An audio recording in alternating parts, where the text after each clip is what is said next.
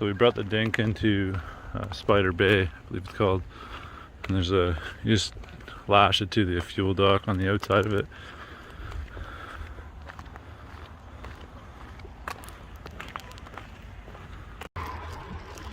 So we went for a walk, get some groceries and whatnot. We got a little bit too much. This is painfully heavy.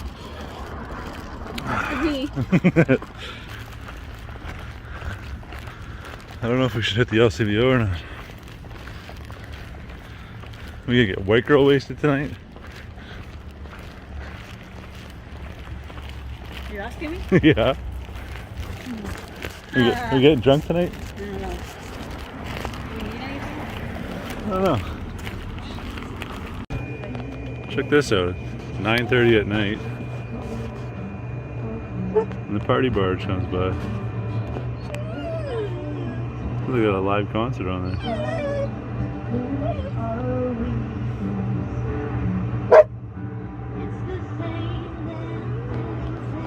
That's cool. Yeah, they do. Right at the front.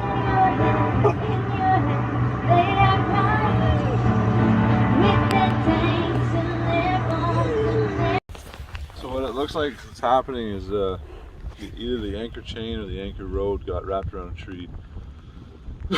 And we lost all our swing. We're only swinging like 30 feet from where we dropped the anchor. So we're gonna have to pull it back in and see what's going on. Hopefully she's not snagged on that tree.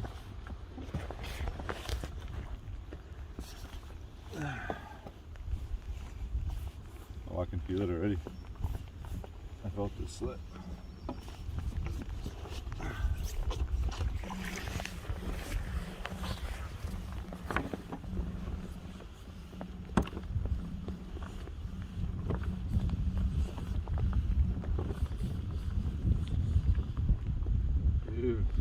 Big booger. Another one.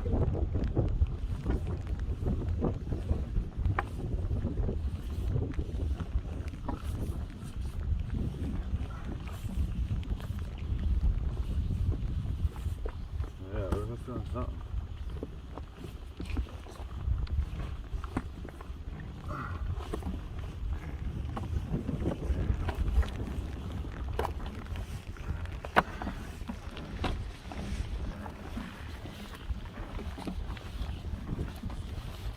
See how the anchor's now behind us? Yeah.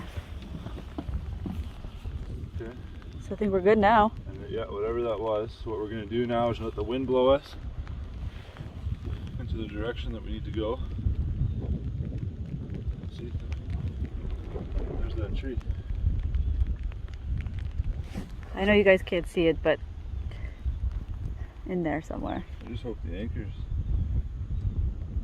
okay. It's right beside it. I'll just let her go.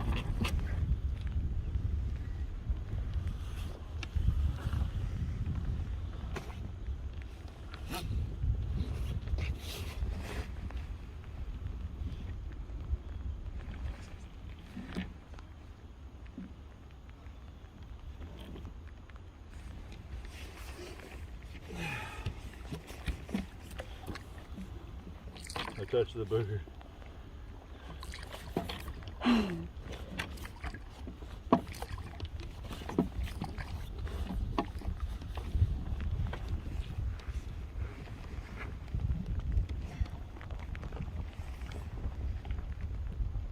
Now we'll see on Navionics if that put us back where the swing room was when we first got here.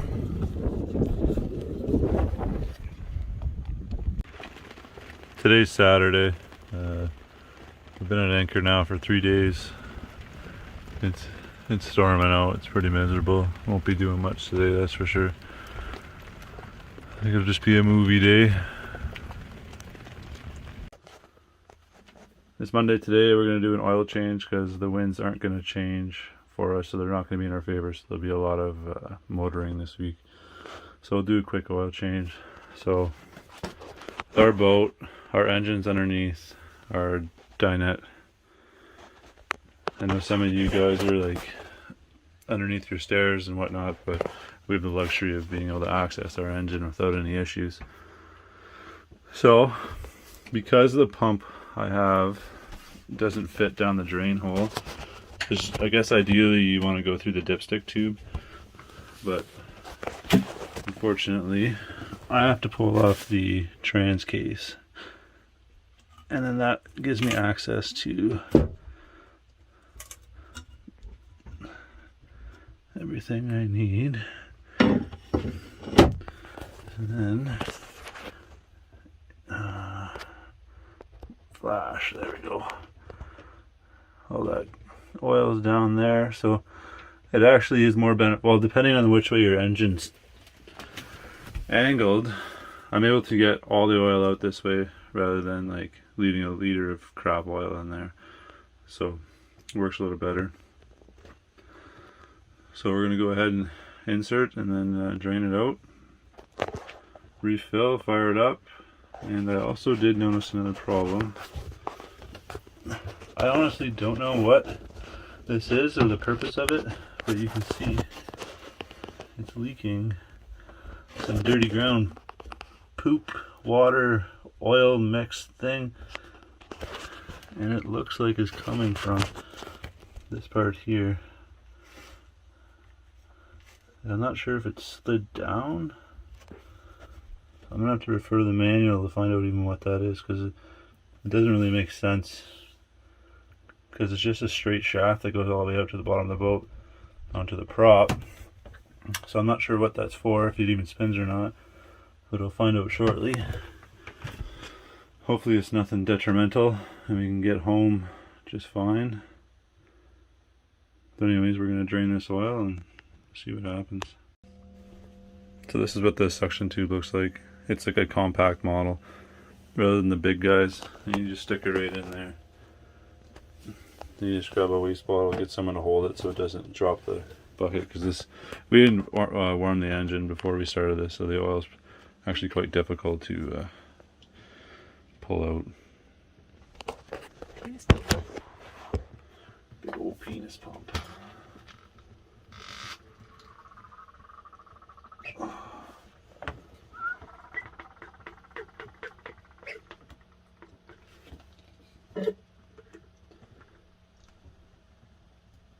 Wow, this is actually very difficult. So then you just, once you suck all that oil out, you just pour it right back in the casing. So our engine takes roughly 3 liters of oil. We're using 30 weight, and then I don't have enough to do the full oil change on 30 weight, so we're going to add some 10W30 also. What I'm doing here is I got to siphon fuel. It's a lot easier to do it this way than try to pour. Sometimes the squishy works, sometimes it doesn't. It works today. Doesn't have to suck on it. Yeah. Now the fuel gauge doesn't work, so we got to go by ear. And hopefully we catch it before it comes out the overflow.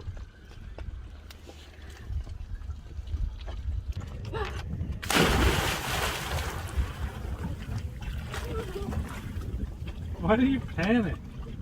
It's scary. It's so scary. What's scary? What's in there? There's nothing in there. Oh, your turn.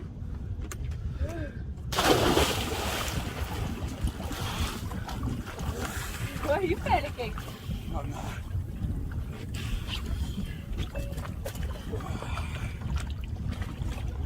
Bye bye. Don't jump. Feel better? Yeah. That's the first time I've jumped off the boat. Really? Yeah.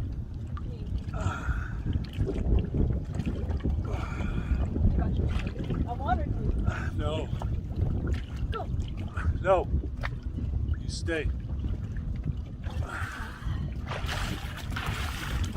Okay.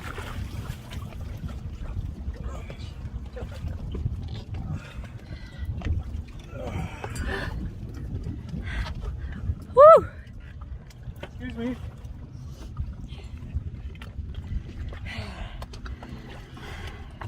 It's so inconvenient.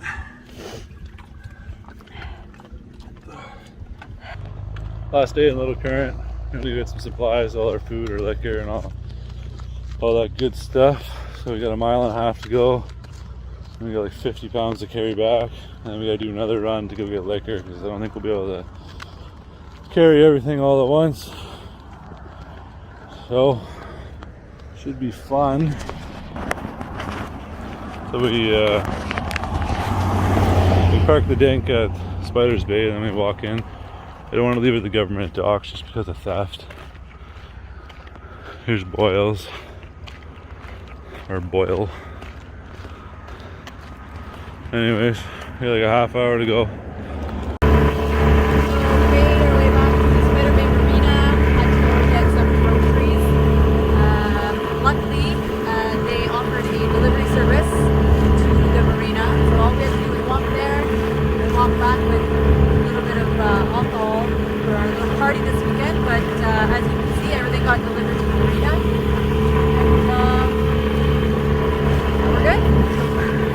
What about the bucket, Trina? How do we get our fresh water? Since we've been out here almost 2 weeks, we didn't want to run out of fresh water, so we bring a bucket with us to the marina and we fill it up with our fresh water. Yeah. So it's 4:30 now. We left Little Current. We're on our way to Clapperton Island. It took a lot longer than we expected to get groceries and liquor and all that stuff. So I think Trina has school every morning, so it kind of burns up a lot of the day. But should be there within 2 hours, and then probably grab a 6-pack and hammer that down. Right now we're cooking some pizza. Yeah. And then we'll keep on making our way back to Blind River. There's a couple more anchorages that we found. Normally we'd hit Eagles Island. If we keep going north of that, there's a bunch of, like a little channel that goes up there. There's a ton of anchorages, so we're going to check that out.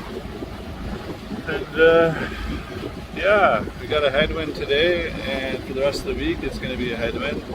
It seems like the winds are predominantly west on Lake Huron, which is unfortunate because tacking does, you spend so much extra time tacking that it's almost not worth it. Like this trip today, if we did it, it's roughly 3 hours to get there. If we tacked, it takes 6. So it's you're better off just running the engine at that point. But hopefully the winds will shift on us so we can get some sailing done.